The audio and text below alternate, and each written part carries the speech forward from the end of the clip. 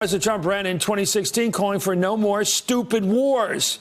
So it was a blow last week when he picked, last year when he picked the hawk John Bolton, of all people, to be his national security advisor. I couldn't believe it. Betsy Woodruff reports in the Daily Beast that some government officials say Bolton is overreacting now to the intelligence coming out of Iran.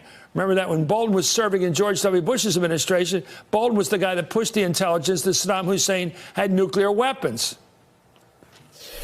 Iraq, despite UN sanctions, maintains an aggressive program to rebuild the infrastructure for its nuclear, chemical, biological, and missile programs. There's no doubt that the program was clandestine, heavily camouflaged, and has been going on at a considerable magnitude for at least 5 years. We have very convincing evidence that Iraq maintains an extensive program for the production and weaponization of weapons of mass destruction. It is our strongest hope that by eliminating the regime and eliminating the weapons of mass destruction, which are functionally the same thing, that we give the people of Iraq an opportunity to live in freedom.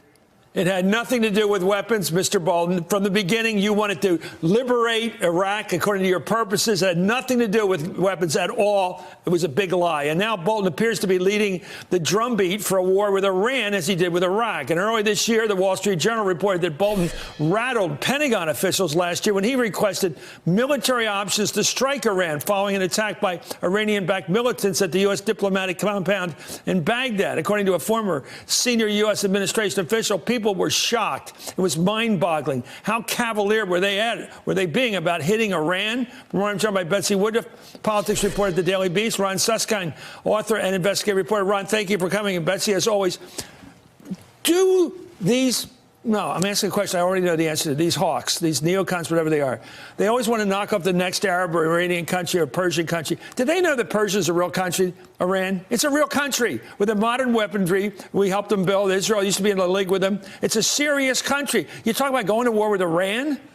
One component of this administration's Iran policy is that they are operating with the strategy that damaging Iran's economy is in and of itself a strategic end.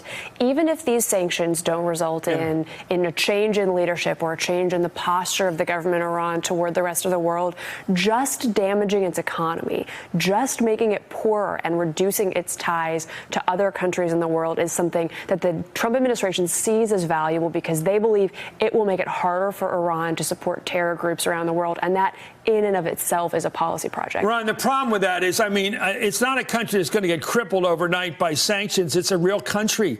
It's a real economy. Anybody knows that the Iranians in this country know the sophisticated culture. It is real. It's pretty much first world in terms of its military power and its economic power, maybe not with some of its sort of cultural aspects, but talk about it. Does the United States stand to have a quick and bite-sized war with Iran like we did with Grenada? I don't think so. Your thoughts? No.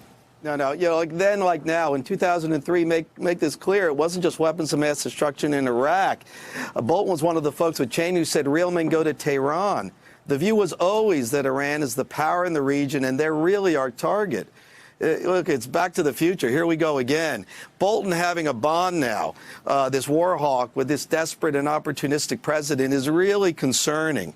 Bolton, in a way, could play just as some of Trump's worst instincts in terms of getting into a conflagration with Iran, especially during the election year. That's what we're fearful of. We've been fearing that wag the dog opportunity for president. Mind you, Chris, you know, that he's got either a second term or possible jail time. This is a bad set of circumstances. And right now, I think it seems like they're setting the table for many options, including potential military. I'm not seeing a full-scale war, but any conflagration, even with some of the Shiite proxies of the Iranians, is going to be just what Trump will know he needs in the fall of 2020. Let me go back to Betsy on the reporting here. Why he will kiss up to Putin, pretty much. I'm being metaphorical, but pretty much he's friendly with, he's cozy with him. Same with Kim Jong-un in North Korea. Why won't he talk to Rouhani? It's actually a really good question, and I don't have a clear answer to that from my reporting. But what we do know is that there's functionally zero daylight between Bolton's view on the Iran situation and Trump's himself on issue after issue. Is he doing this for political? I mean, Sheldon Adelson is a tough anti-Iranian guy. I completely understand that. Did he have something to do with putting Bolton in that job? That's what I've heard. I don't have any knowledge of that. What I can tell you, particularly when it comes to this intelligence question that my colleague Adam Ronsley and I looked at, is that the view the administration has pushed about the intelligence, which our sources have expressed significant skepticism about, isn't constrained to the political appointees in the Trump administration. We were told by a senior administration official that General Joseph Dunford, who's the chairman of the Joint Chiefs of Staff, brought some of this intelligence to the White House and asked that Bolton be the one who talk about it and raise it as an issue. But for the sources who also are very familiar with this intelligence and with this situation at hand, that doesn't change in their mind, according to the folks that I talked to, the notion that this administration has presented the threat as more immediate than it may actually be. Ron, along those lines, it seems to me Trump is a good salesman. He'd sell your old car and say it was the best car in history. He might do the same with your house. Fine. He's a salesman. He's a P.T. Barnum. You can hate him or whatever, but that's what he is. That's his business. Yep. What is he about, warrior? What's he about fighting wars and killing people, being our guys killed, our women killed?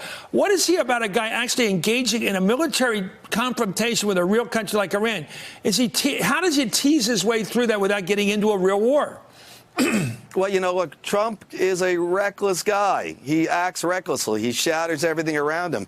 I mean, this is a situation where I think Trump is probably sitting and looking at options and probably asking Bolton some of these same questions. How do we do something that's limited? You know, how do we get involved in something that brings heat, that shows our power, shows we're willing to fight?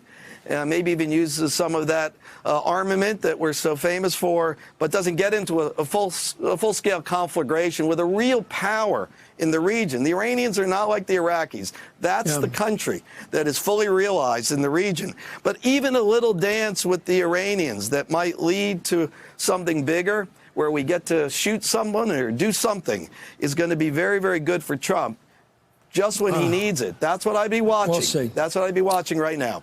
And I'm wondering whether the Iranians, who don't forget, are willing to let them get away with punching them in the nose. I don't think they will. I think we're into trouble if we go in there. Anyway, thank you, Betsy Woodard, for your great reporting, of course. And Ron, it's great to have you back, sir. Miss you. Hey there, I'm Chris Hayes from MSNBC. Thanks for watching MSNBC on YouTube. If you want to keep up to date with the videos we're putting out, you can click subscribe just below me or click over on this list to see lots of other great videos.